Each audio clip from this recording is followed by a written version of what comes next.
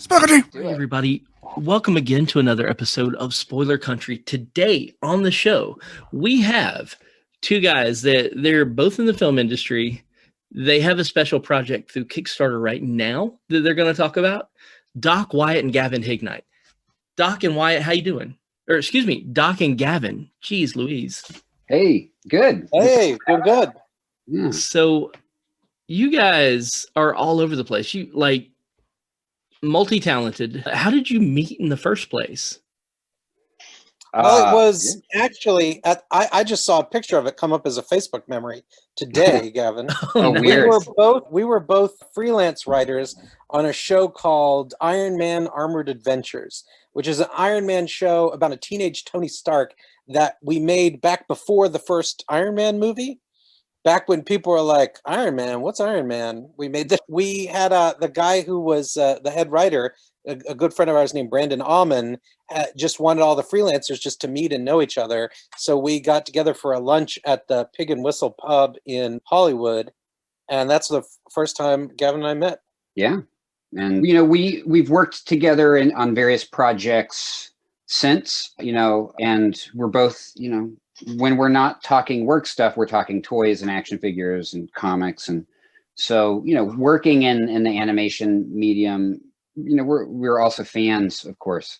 So, the conversations never stopped about all the fun, nerdy, stuff. So That's awesome. That's awesome. And it's so weird as an adult making friends with somebody.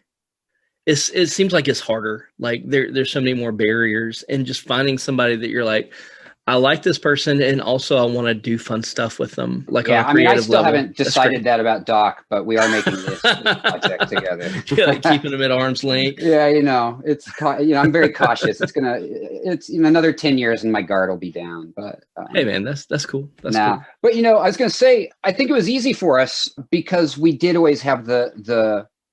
We're always we're project-based friends, right? We're always on a mission, trying to make something. And so there wasn't that stress of that adult, it just clicked. We're friends and we're creative professionals and the two overlap pretty nicely.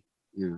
That's awesome. So y'all have both done a lot of worked in film and television. Is that something that you both had always striven to do? Is this how did you end up in the field? I'll let you know first. Always, yeah. I always wanted to make film and TV ever since I was a little boy. So what was the thing that made you want to get into it, Doc? What was there anything that in particular you're like, oh, I want to do that? Well, my mom I don't remember this. My mother tells me that when I was about 4, I was watching TV. And I walked up to the TV and turned it around and looked behind the back. And she said, what are you doing? And I said, I want to go in there.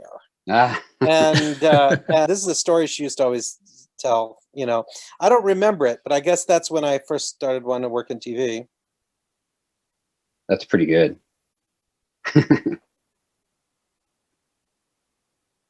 Oops. Oh. Gavin, what was the thing that made you want to get into television? Like Doc, it just was instinctual. It's something I always wanted to do. I wasn't good at other stuff either. I wasn't motivated in school at other stuff. So what is that program they had? It was called AV class, or what was that? When you're in junior high or high school before the AV club, how AV club. Yeah. That, I was joining that stuff as early as junior high to just get my hands on a video camera and stuff. And sorry, I noticed Superman fell over and I can't help but I gotta stand him up. Gotta take care of Superman. You gotta. But yeah, so I was making my first attempts at little films as early as middle school, junior high on VHS, editing in camera because I didn't know any better. Later in high school, I was able to find a film program, which changed the direction of my life because I would have failed out of high school. I had some hard times and I would have been a high school dropout without a doubt, but I found this film program and all of a sudden I had a reason to get up in the morning and all of a sudden all my other grades were lifting because I had that outlet that I had craved. We were shooting little 16mm films and stuff. And soon after high school, I got the hell out of Denver and came to LA because that's where the film business is. And long story short, I always wanted to be like a writer director. My heroes were filmmakers, and my passion was stuff like comics and animation. That was just my hobby, what I enjoyed. I never thought, but I think it was just, I never stopped writing. I loved writing. I would sit, in coffee shops and stuff and write. And I guess after a while it started to pay off, right? That's Here we awesome. are. Yeah. Yeah. And you were talking about the importance of that one class that you had that kind of brought you into wanting to try harder. And that stuff is so important. My wife's an educator, and little arts programs in schools are sometimes the only reason that kids want to actually. It's a lifeline. It is. Yeah. You're absolutely. It's a lifeline for some kids, because I'll tell you, growing up in Denver, it's like a sports town, and there's no entertainment there. And so, if I said I wanted to make film, or, I would just I was told by millions of people, oh, you're going to starve. I heard you're going to starve so many times, but, I didn't have anything else, right? Like, I wasn't good at sports. I didn't care about sports. And, I couldn't, how was I going to be me? How was I going to express myself? And having that outlet to, the other thing too, is this is an expensive art form, right? It's an expensive hobby. Oh yeah. It's changed, now people whip out their iPhones and you can edit in your, but at the time you had to have a class like that if you wanted to learn how to edit, or you wanted to get your hands, you had to check out equipment and stuff like that. So absolutely, schools need art and film and creative outlets as much as they need anything else. Absolutely. And it's the first programs that they cut when the budget gets down. So yeah, I'll take us off on a tangent if I go that way. Oh yeah, we could fall down the rabbit hole. So yeah, that's amazing. So Doc, how'd you end up in Hollywood? Well, I went to grad school at the University of Southern California at the film school there, and that's what brought me to LA. But, even I grew up in Georgia, in Atlanta, Georgia, and, knowing I wanted to work in film and TV, it was, either I was going to New York or I was going to LA. And I just feel like I'm more an LA person than a New York person. No offense to New York, I love it, but just, personality wise. And also I'm more LA suited. You grew up South, man. We can't deal with those winters, man. No, get the winter. Gavin might be able to. Yeah. Oh, yeah. All my friends in Colorado, or when I meet people here, they're like, how are you cold all the time? There's a reason I left. Yeah. Hey, Doc, do you think it's different now that in Atlanta? Do you think because there's so much production there, like a kid could grow up and stay there and be in film? I've been back a lot. I mean, obviously, there's a lot more production there than when I was a kid, like with Tyler Perry and with Pinewood and everything. Oh, man. Like none of that stuff was. His compound is massive. When I was growing up, it was all just like, it was just like Gone with the Wind museums was like the film industry in Atlanta. So, yeah, I mean, I think that probably there's a lot better, like a lot more opportunities, but it's really a lot more below the line crew opportunities. Mm-hmm. If like in terms of, writing and directing, I think it's not necessarily the same place. They are doing animation down there, though. Oh, cool. So there's some pretty cool studios in Atlanta and, some good stuff happening. But I'm afraid I'm not in touch with the Atlanta scene, really, because I've been living in LA for the last 25 years. So it's crazy because it seems like because of all of the stuff going on in Atlanta, it's kind of spilled over into Alabama. There was a film on Netflix not long ago called Devil All the Time. It had Robert Pattinson and the kid that played Spider-Man. Oh, right. Yeah. That was filmed about a mile away from my house. Oh, cool. And there's a key murder scene. And that was filmed where I take my daughters to go camping. Literally right by the spot where we take them to go camping. And my wife thought it was cool as shit. I, on the other hand, was like, don't ever show them this movie. It'll ruin it for them. Yeah. But yeah, it's crazy. Seeing film crews, just drive by your house, especially when you're well out of the way of the main city. But yeah, so you when I first moved to LA, seeing all the filming everywhere, it was like, oh, this is amazing. I'm filming constantly. Now it's just like a nuisance, it shuts down your neighborhood. I got to get my kids to school. Totally. It's like, what? You You know mean I what? can't Tom park here? Cruise, get out of my neighborhood. I gotta Yeah. get my kids to school. Totally. That's I crazy. will say though, I saw one this morning, and after a year of lockdown, Oh, yeah. it felt good to see it because, we've not seen it as much, and it was like a full crew on a corner. And I had that thought. I was like, normally this would annoy the hell out of me, but I'm so glad to see everybody out there. You're like, nature's returning. Yeah, totally. The buds are growing. PAs who are yelling at people on the sidewalk. A lot of people tend to, conveniently forget that when Hollywood shuts down, that means a ton of other industries are shut down. That means like people who are like mechanics, people who do carpentry work, all those people are not getting paid. So yeah, we want Hollywood to keep going. Yeah. So you guys, you worked on the cartoon together, and now you have this project at Kickstarter, which is the last thing I thought two guys in animation would be doing. Can you tell me a little about it? Because it is really cool.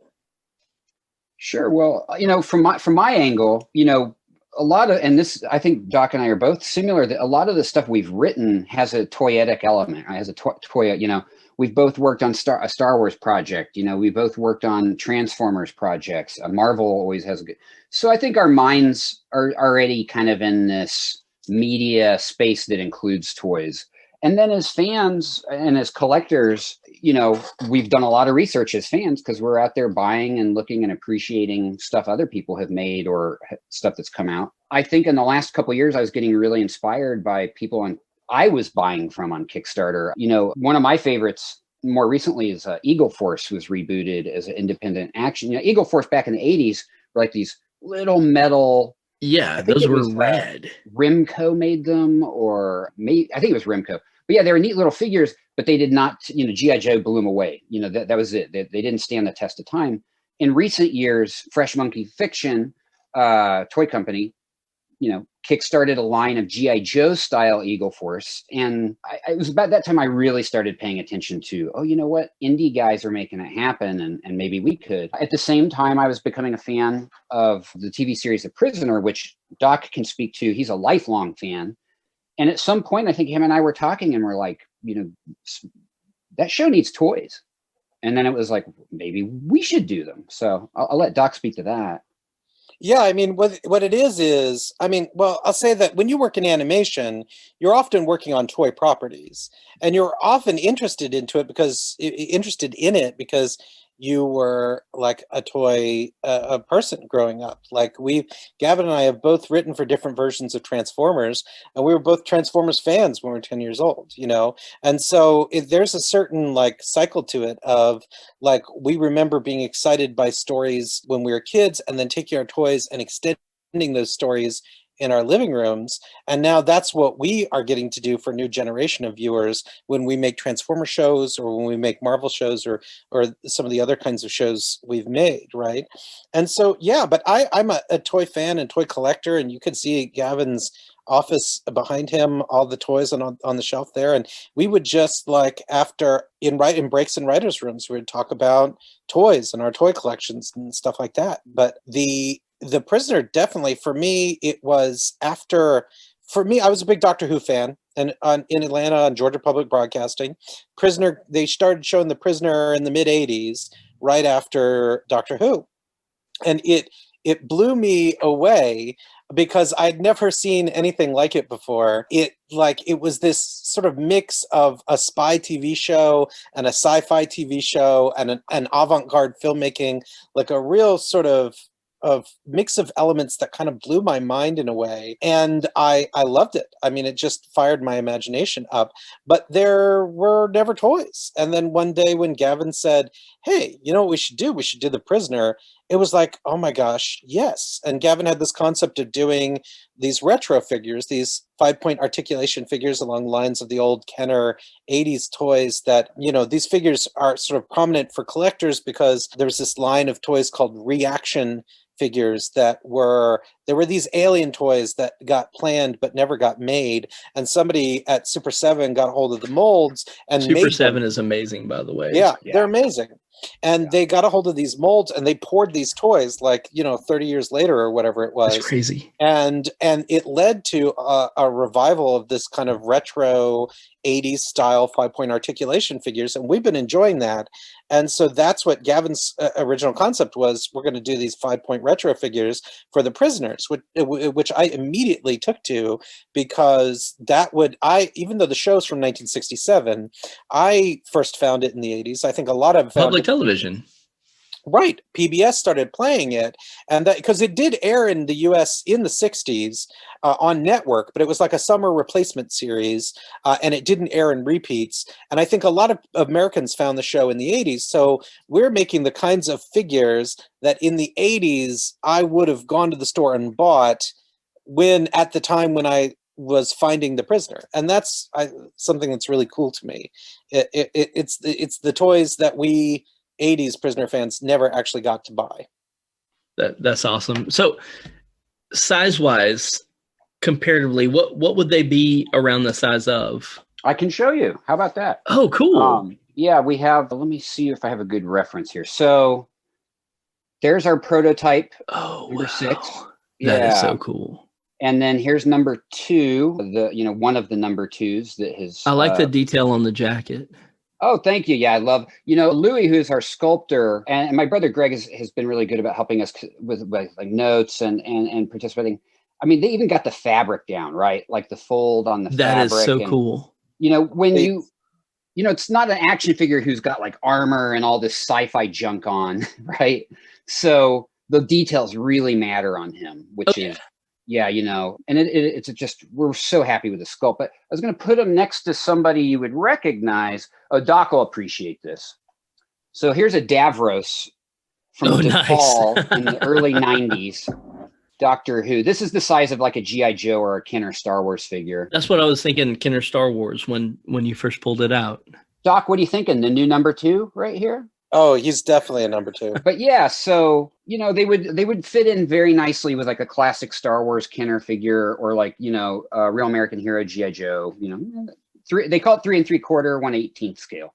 That's awesome. And how many figures are you going to be doing in the line?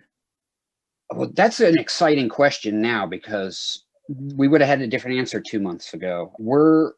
And I'll have Doc speak to this because I don't want to say too much, and he's better at. Keeping his mouth shut, but we're looking at a wave 2 because wave 1 has been so well received. But yeah, I guess we talk about wave 1 first. Yeah, well, what we've got in wave 1 is we've got 4 variations on number 6. We've got him sort of in the iconic outfit, the jacket with the white piping with his number 6 button. And then we've got a version that we call Beach Escape, which is number 6, but without the button, because if you're a fan of the show, he hardly ever they in the show, how well do you know the show? I've seen bits and pieces of it. Okay, well, I'll just tell you. The main character is an unnamed, you never know his actual name. Some think that his name is John Drake. Other people think it is not John Drake, but you never actually hear his name in the show. He's a British intelligence agent who's retired, and he's done so angrily, like he's quit, but you don't know why, because you see it in sort of a silent sequence. And he quits the intelligence service, and he's going to his house to pack up and leave, and he winds up getting drugged and abducted. And when he wakes up, he thinks he's in his apartment. It looks just like his apartment, but when he looks out the window, it's actually this sort of beautifully creepy little Italian kind of Euro village that he's in.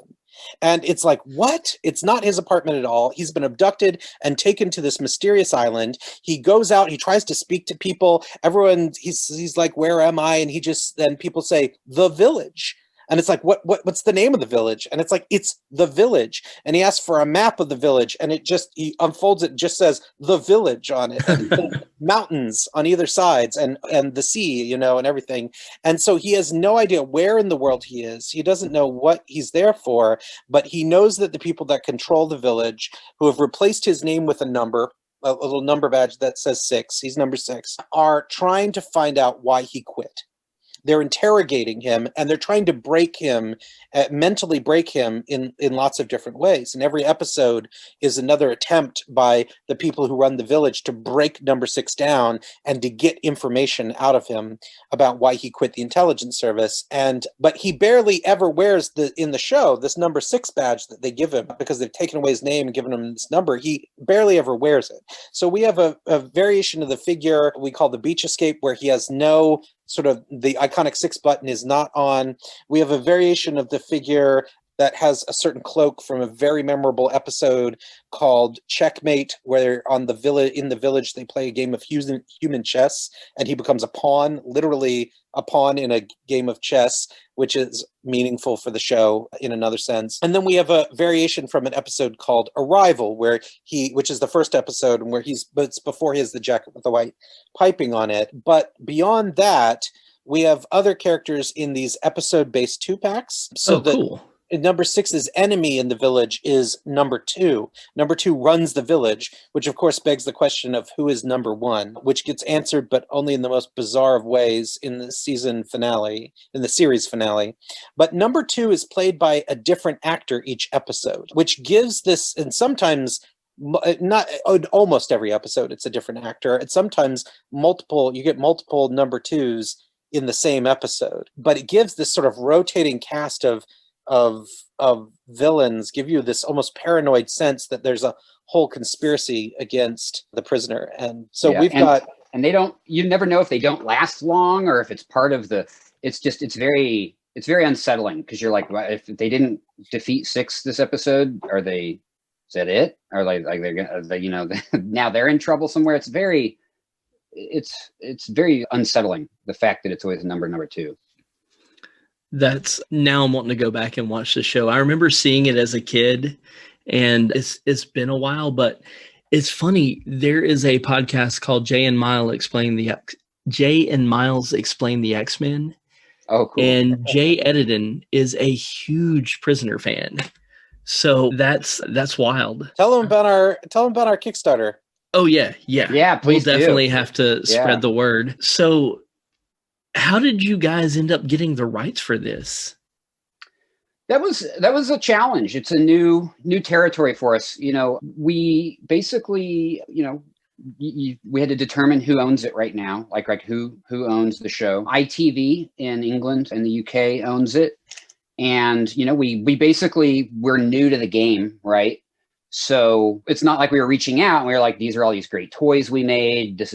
So we really had to have our idea down in a pitch deck. And we actually went as far as having a prototype of 6 sculpted, at least in 3D files, to show when we reached out and said, we're really interested in this property and we want to make these figures. So we worked with the licensing department at ITV. They were really, really great to us. They saw our passion for the IP. They're very protective of the IP. They want only the best for it.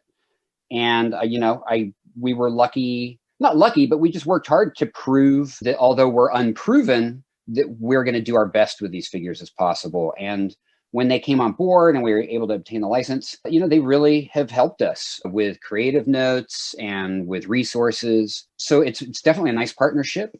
And, I don't have anything else to compare it to yet because it's the first time we've done it. But we, look forward to hopefully working with them more and, doing other cool stuff.